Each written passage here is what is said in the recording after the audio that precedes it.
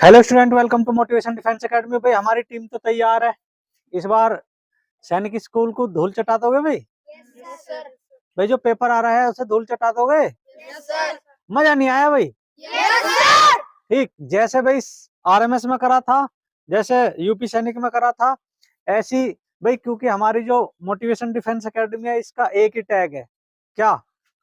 इस बार बच्चे नहीं, पेपर कांपेगा।